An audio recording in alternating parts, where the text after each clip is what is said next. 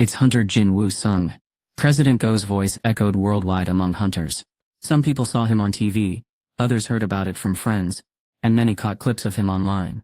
But no matter how they found out, everyone had the same reaction: going to Japan right now. One person asked, "What is he even thinking?" Another wondered. Everyone knew why he was doing this. The Japanese government had offered a huge reward to anyone brave enough to put out the massive fire sweeping across their country. But other countries wouldn't send their best hunters to help with the big crisis. Why? Because of Kamesh, a monster so powerful, it has S rank, leaving behind terrible losses. This made hunter groups stop working together, mistrusting each other. Even if they wanted to go, they probably wouldn't be allowed. And who would dare even if ordered? Meanwhile, in a fancy hotel in Maryland, America's top S-rank hunters heard about President Go's announcement and thought he was crazy. Most of them had their powers supercharged by Mrs. Selner, so it's no stretch to say they were among the most powerful groups in the world. This made them laugh at the story of a crazy brave hunter from a tiny country in Asia. Maybe he just got his powers back and thinks he's stronger than he is. One said, "Fighting insects isn't the same as fighting giants." Another added, "If you're that confident, you're asking for trouble." Someone else chimed in, "Hunters like him usually don't last long." It's crazy how taking out those ants would end up being Jin-Woo's downfall. Everyone had seen how amazing he was on Jeonju Island, and no one could deny how strong he'd become. But here's the thing, giants were on a whole different level compared to regular monsters. Sure, Jin-Woo's ability to summon a bunch of minions worked great against those swarms of ants. But let's be real, a single giant was like the ultimate boss from an A-rank dungeon. No matter how strong Jin-Woo was, could he really handle those giants on his own? Plus, there was the boss giant that had smashed Yuri or Love. It moved like a wild animal, fast and unpredictable, even though it was huge. How could one hunter take down something so big? The other hunters started betting just for fun. "I'll bet my yacht that he gets killed on the first day." One said, "I'll bet my house he makes it 2 days." Another replied. Then Thomas Andre, a top-notch hunter who had been quietly eating in the corner, put down his fork. A lot of strong hunters had popped up after Kamesh was defeated, but none of them could compare to those who had survived the biggest crisis in history. Everyone got quiet as Thomas smirked and said, "I'll bet the Scavenger Guild headquarters that he survives." He glanced around at the other hunters with his sunglasses on, then walked out of the dining hall. The room fell into an awkward silence after he left. Finally, one of the hunters frowned and broke it. "That guy always ruins everything. Seriously, are you surprised? He's always doing stuff like that. Just ignore him." "No way, right? Even if that Korean hunter is super strong, taking on those S-rank giants alone. No chance." Someone who was quietly listening nearby finally said something. "Wait a minute. I just heard he's bringing one more person along," one of them said, eyes wide with surprise. The others nodded in agreement. Everyone knew that even the bravest or craziest person wouldn't dare face those dangers alone. "Who's the S-rank hero crazy enough to join him?" someone asked. "Not an S-rank," came the reply. The three hunters exchanged puzzled glances. Was he really taking someone lower than an S-rank to fight giants as tough as San's rank? That didn't make sense. "Maybe it's an A-rank healer," another suggested, trying to piece it together. "Nope," said the first one with a grin. "It's Jinho Yu, a D-rank tank." The room fell silent. The trio stared at each other in disbelief, their mouths hanging open like fish out of water. Jin-Woo sung. Really had lost every single marble, huh? That must be why Thomas Andre was cheering him on like a madman. Incheon International Airport was buzzing with people when Jin-Woo strode through the crowd. He rocked huge sunglasses and carried 2 big bags loaded with gear. "Hey, excuse us," he said proudly, waving his arms to shoo away curious onlookers. With his confident walk and big personality, it was no surprise. Everyone was staring. Jin-Woo's face was as focused as an actor about to film a big movie scene. "We're coming through," he declared, his voice firm and confident. Jin-Woo had already cleared a path, and Jin-Woo followed without saying a word. Flash, flash, cameras popped non-stop, as reporters tried to capture every moment of Jin-Woo's arrival. Jin-Woo looked super excited, but Jin-Woo stayed calm and cool, like he was used to all the fuss. When Japan found out about Jin-Woo's plans, they sent a private jet just for him. That meant he could skip the usual airport checks and security lines. Talk about VIP treatment. A few familiar faces came to see him off, including President Go of the Hunters Association and manager Woo.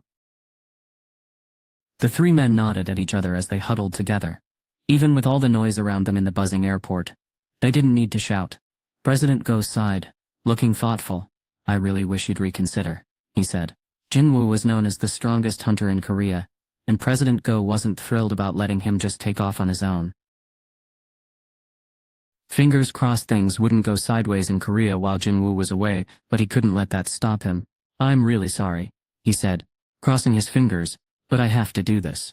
This trip was a big chance for him, not just to get stronger, but also to grow his shadow army by taking down those giants. To make sure everything went smoothly, Jin-Woo had asked Japan to hand over all rights to the magic beasts they'd collected. The government quickly agreed, seeing it as a win-win. President Go let out a chuckle.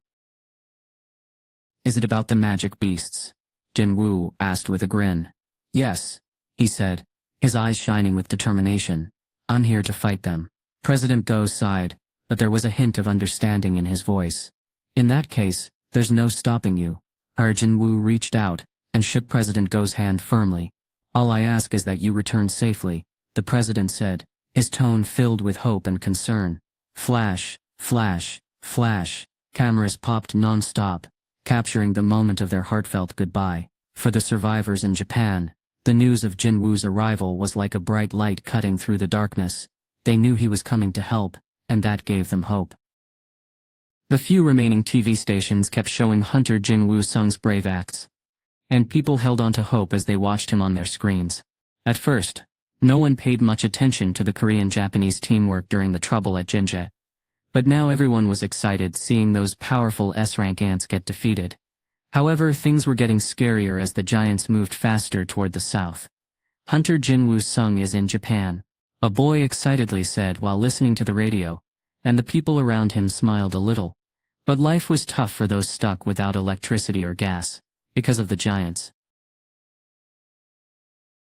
Little did they know, help was on the way. The Japan Self-Defense Forces are here. 2 soldiers from JSDF walked into the small nursing home run by an elderly couple. Their faces were as white as ghosts. The old owners, who had been anxiously waiting, breathed a sigh of relief when they saw the soldiers. But things were worse than they thought. The soldiers shook their heads, their faces serious. We can only take 3 or 4 patients. There's just no space for everyone, he said. But his wife objected. That's impossible. We have more than 10 patients who can't even move. Her husband agreed, looking worried, but the young soldiers were eager to leave. One of them, sweaty and urgent, exclaimed, "We don't have time to argue. The giants are closing in." Everyone else had already been evacuated, so it wouldn't be long before the giants caught the scent of people, and came running. The elderly doctor looked down for a moment, then lifted his head, determination in his eyes. "I can't leave my patients behind," he said firmly. "My wife and I swore we'd stay until the very end." The 2 men scowled at him, clearly frustrated, but they had no other option. Grabbing their communicator, they spoke loudly to ensure every word was heard. "The civilians here have refused to evacuate," one of them announced sharply. "Get out while you still can." The soldiers rushed out the door, and soon the couple heard a car engine roar to life. They patted each other on the back, and let out deep sighs of relief. But then, one soldier burst back inside, holding a rifle. "What are you doing?" The older man and woman clutched each other's hands tightly. "If you stay here, those giants will rip you apart." The soldier snapped. "A quick death is better than being torn to pieces." He aimed the gun at the doctor and his wife, who flinched away in fear. "This is your last chance, come, or stay," he yelled, his voice urgent and sharp. "Come with us, or face my blade." The young man kept his weapon steady, his eyes locked on them. The couple exchanged nervous glances. The soldier's plan was no secret, wanted them gone, even if it meant forcing them. But he was asking them to give up their promise to help others in need. It was a tough spot, and time seemed to slow down as they stood there, the tension hanging heavy in the air. Sweat trickled down the young man's face, dripped through his eyebrow, and landed in his eye, stinging and blurring his vision. He scowled, clenching his jaw tight. Then his stomach let out a loud growl, but he didn't flinch. His intense gaze stayed fixed. "Excuse me, young man," a soft voice called out.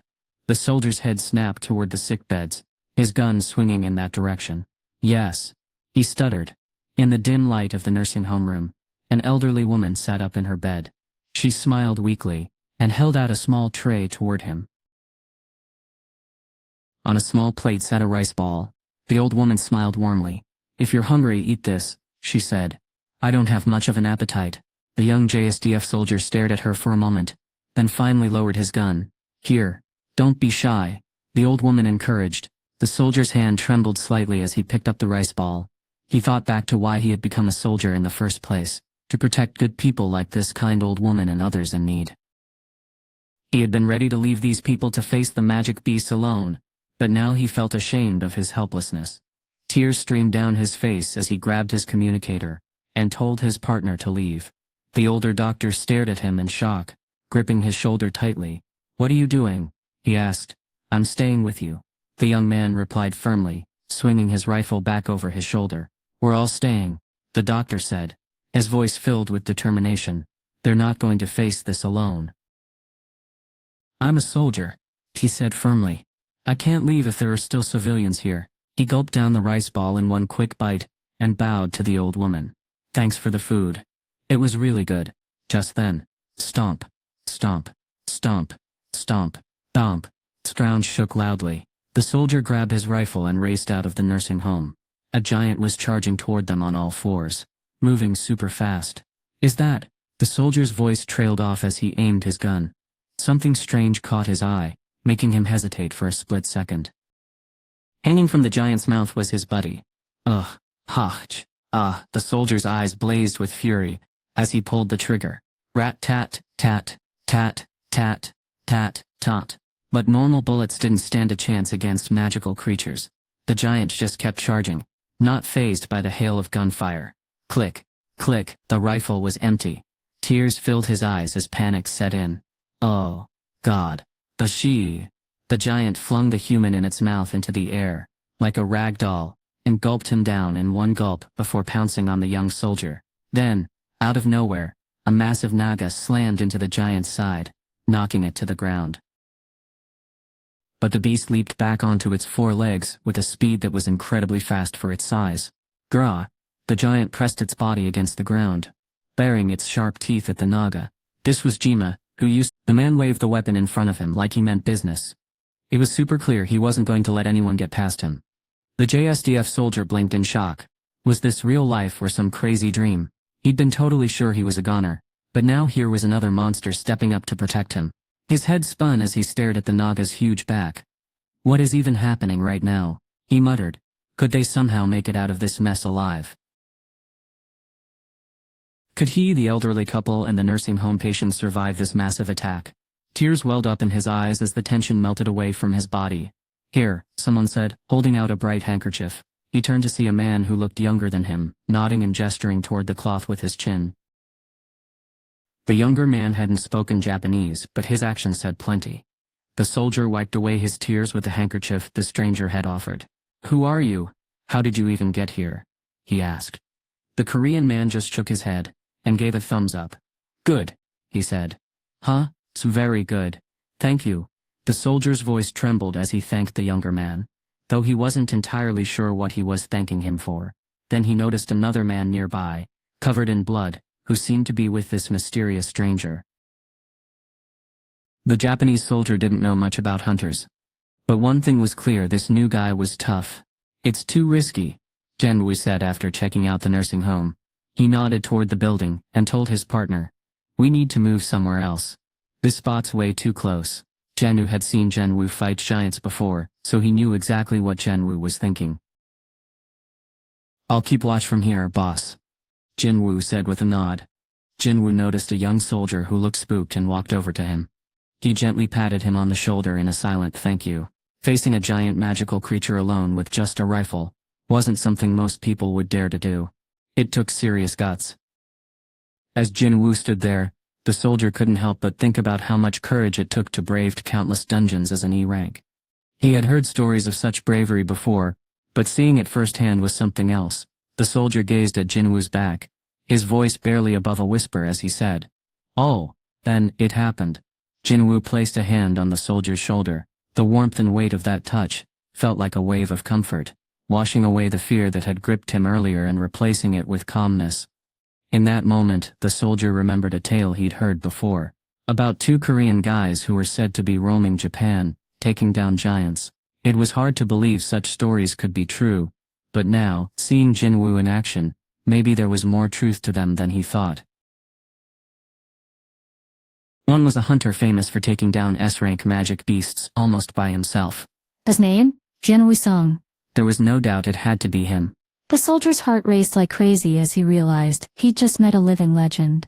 He quickly turned to face the other Korean man, his mind buzzing with excitement. Is that really him, the famous S-rank Korean hunter? Jin-Woo gave a quick nod, his focus sharp. Good, he said, his voice steady. Jin-Woo stepped forward, his face twisted in worry. Before him, two massive beasts were locked in battle. A giant's teeth sank deep into the Naga's shoulder, causing it to cry out in pain with a loud gronza. Though the Naga was busy protecting the humans behind him, its strength far surpassed any ordinary shadow soldier. It had once ruled as the boss of an A-rank dungeon, after all. The fight was intense, each creature determined to win. Even though the giant wasn't the boss, it was still super tough. Jin-Woo frowned as he watched his soldier get beaten up. He bent his knees, ready to spring into action. The ground cracked under him, and with a loud boom, Jin-Woo blasted upward toward the giant's face. His target caught on right away, noticing his lightning-fast approach. Jin-Woo figured out something fast. They were way tougher than he thought. His punch smashed right into the giant's forehead with a loud bash. He didn't think it would hurt much, especially since the giant leaned back to take the hit. With their huge size and quick moves, it's no surprise regular hunters feel overwhelmed. Fighting them, Jin-Woo wasn't just any ordinary hunter. He conjured a demon monarch's dagger in midair, then thrust his open palm toward the giant's face. Ruler's authority, he shouted. It felt like an unseen force, almost like a giant fist. Yanked the giant's head forward, closing the distance in a flash. The giant let out a startled roar. It hadn't seen that coming while its opponent was midair, and thrashed about, desperate to wriggle free. Jin-Woo stood face to face with his massive target, but nothing he did seemed to work. Then in a flash he unleashed his skill. Mutilation. Shock. Shock. Shock. His sword moved so fast it left behind trails of light, as he struck the giant's face. Repeatedly, the giant roared in pain, its deep voice echoing through the air. Gra, Tala, Tala, Tala. The giant crashed to the ground, clutching its face with both hands. It was blinded by the attack, and rolled around in agony, screaming as if the pain wouldn't stop. Jin-Woo didn't stick around. He'd already turned his back on the creature, and walked away. Jin-Woo landed softly on the ground, figuring his work was done. It's all over, he thought. But then something unexpected happened. The giant suddenly twitched and bolted away. As soon as it sensed Jin-Woo's approach, can giants really feel the energy of other beings? Jin-Woo wondered. The more he dealt with these creatures, the more fascinating they seemed. To him they were like massive weapons built for battle. But his target was getting farther and farther away, and Jin-Woo wasn't about to let it escape. In a flash, Jin-Woo streaked toward the giant like lightning, determined to catch up. The giant sprinted on all fours, its heart racing with fear as it tried to escape the deadly threat closing in. But no matter how fast it ran, the distance between it and the hunter kept getting smaller. Realizing it couldn't shake Jin-Woo off, the giant slammed to a stop, spinning around to confront him head-on. But, where was he? Jin-Woo had vanished into thin air, only to reappear right behind the giant. Though the giant couldn't see, it instinctively swung its head around, giving Jin-Woo an easier shot. He had jumped straight up into the air and plunged his weapon down with all his might. The demon monarch's dagger was packed with so much power from the black heart that it sliced right through the giant's skull. Chunk. Guh. The giant didn't even get to scream one last time before crashing to the ground like a chopped-down tree. That took care of giant number 3. Jin-Woo landed perfectly and pumped his fist in the air. Woo! He exclaimed. Boss! Jin-Woo ran over from where he'd been waiting, holding out a thermos cup filled with cold, refreshing tea. Jin-Woo grinned and took it. Thanks, he said, gulping down the drink. Just then Jin-Woo felt someone approaching behind him. He turned around to see Jimma, the Naga, walking toward him with slumped shoulders. You fought well, Jin-Woo said, noticing Jimma's defeated look. Great job, Jin-Woo gave a nod of encouragement before recalling Jima. As usual, the Naga vanished into thin air and merged with Jin-Woo. Jin-Woo had something on his mind. "Boss?" he asked. Jin-Woo screwed the thermos lid back on. "What's up?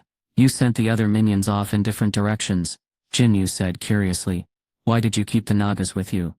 It was clear Jin-Woo could take down a giant by himself, so it wasn't like he really needed the Naga sticking around.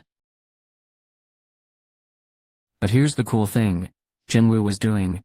He let his team try fighting the giants first before jumping in to help when they got stuck. Jin-Woo couldn't help but wonder what Jin-Woo was up to. The reason behind it all was pretty simple.